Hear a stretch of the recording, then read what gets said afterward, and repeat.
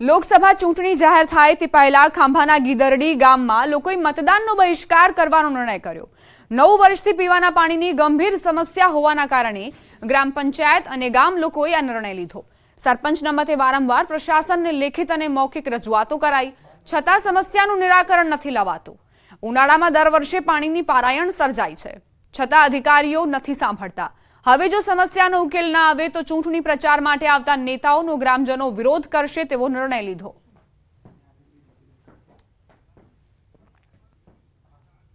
દર વર્ષે અને દર ઇલેક્શન વખતે ઉપરના અધિકારીઓ નેતાઓ એમ કહે છે કે આ વખતે શરૂ થઈ જશે તો આજ 9 વર્ષથી આજ દિન સુધી એક પણ ટીપું પાણી એમાં આવેલું નથી।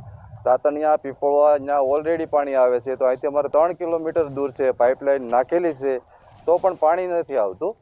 એટલે આજકાલ અમારે ગામ પંચાયત દ્વારા ગામ લોકો દ્વારા બધા લોકો એવું કહે છે કે આપણે આ ચૂંટણીનો બહિષ્કાર કરવાનો છે। જો પાણી ન શરૂ થાય ને તો એક પણ મતદાન કરવાનું નથી। વાત હવે કરવી છે રાહુલ ગાંધીની ભારત જોડો ન્યાય યાત્રાની। યાત્રા બારડોલીમાં પહોંચી ત્યારે યાત્રામાં કોંગ્રેસ અને શ્રીરામ સેનાના કાર્યકરો આમને સામને આવી ગયા। રેલીમાં શ્રીરામ સેનાના કાર્યકરોએ જય શ્રી રામના નારા લગાવ્યા તો કોંગ્રેસના કાર્યકરોએ બાબા સાહેબનો ફોટો બતાવી રાહુલ ગાંધી જિંદાબાદના નારા લગાવ્યા। પોલીસે બંને જૂથોને અલગ કર્યા।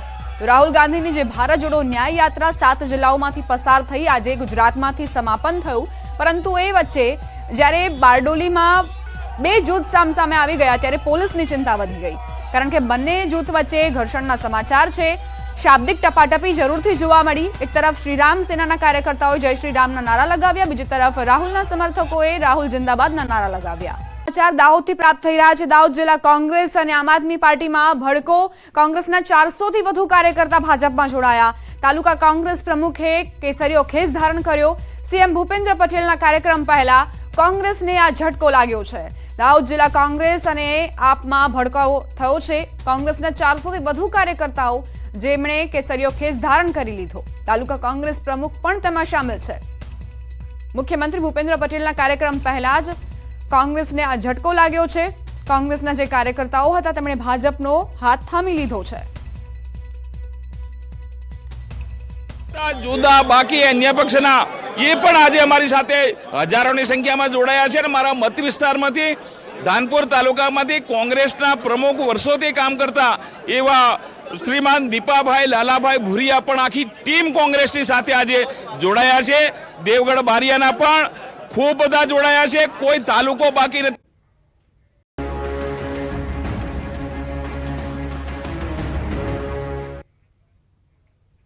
ભરૂચના રાજકારણમાં ફરી એક વખત ગરમાવો। ઝઘડિયાના પૂર્વ ધારાસભ્ય છોટુ વસાવા નવી પાર્ટી બનાવી શકે છે।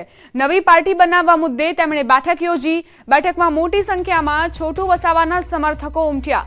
ભારતીય આદિવાસી પાર્ટીના મહાસચિવ અને તેમના પુત્ર દિલીપ વસાવા પણ ઉપસ્થિત। મહત્વનું છે કે બીટીપીના રાષ્ટ્રીય અધ્યક્ષ મહેશ વસાવા ભાજપમાં જોડાવા જઈ રહ્યા છે। તેવામાં છોટુ વસાવાએ તેમની સામે બાયો ચડાવી છે અને ખાસ મીટિંગનું આયોજન કર્યું। એક પ્રકારે છોટુ વસાવા મીટિંગના બહાને શક્તિ પ્રદર્શન કરતા હોવાની પણ ચર્ચા છે। તો ભરૂચના રાજકારણમાં ફરી એક વખત ગરમાવો।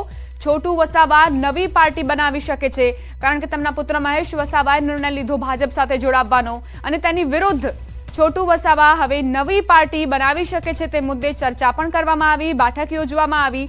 તેમના જે સમર્થકો છે, કાર્યકર્તાઓ છે, તેમની સાથે વાતચીત કરીને નવી પાર્ટીનું ગઠન થઈ શકે છે। ભારતીય આદિવાસી પાર્ટીના મહાસચિવ પણ તેમાં હાજર જોવા મળ્યા। એટલે કે લોકસભા ચૂંટણી પહેલા જે ગરમાગરમી છે તે યથાવત જોવા મળી રહી છે। અને ભરૂચની વાત કરીએ તો ભરૂચમાં છોટુ વસાવાએ નિર્ણય લઈ શકે છે કે નવી પાર્ટીનું ગઠન થાય। એટલે લોકસભા ચૂંટણી પહેલા નવો પક્ષ જે ભરૂચમાં જોવા મળે તો નવાઈ નહીં। મહેશ વસાવાએ નિર્ણય લીધો ભાજપ સાથે જવાનો અને એટલે જ છોટુ વસાવા પહેલે જ પોતાની નારાજગી વ્યક્ત કરી ચૂક્યા છે।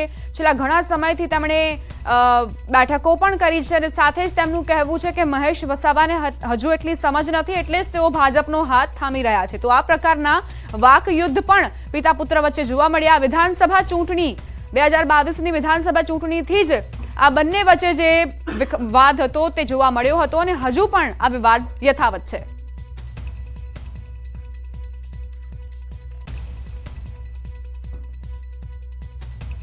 અમારા સંવાદદાતા ભાવિન જોડાઈ ગયા છે વધુ જાણકારી સાથે. ભાવિન, છોટુ વસાવા નવી પાર્ટી સર્જી શકે છે તેવા સમાચાર, શું અપડેટ્સ? હાજી દીપાજી, અપડેટ એ છે કે ઝઘડિયામાં પૂર્વ ધારાસભ્ય જે છોટુભાઈ વસાવા જે નવી પાર્ટીની યોજના કરે છે તે બિલકુલ સાચી વાત છે. અને બીટીપી માંથી એમના જે દીકરા ખરા છે તે ત્યાં મહેશ વસાવા ભાજપમાં જોડાવા જઈ રહ્યા છે. એનાથી લગભગ ચૈતર વસાવાને ફાયદો થઈ શકે અને મનસુખ વસાવાને પૂરું નુકસાન થઈ શકે એવા એંધાણ છે. પણ નવી પાર્ટી આપણે મનસુખભાઈ નવી પાર્ટી આપણા ઝઘડિયાના જે ધારાસભ્ય છોટુ વસાવાએ જે એંધાણ આપ્યા છે તે સાચી વાત છે. દીપા મેડમ, આભાર ભાવિન જાણકારી આપવા માટે. તો છોટુ વસાવા નવી પાર્ટીનું ગઠન કરી શકે છે તેવા આ સમાચાર.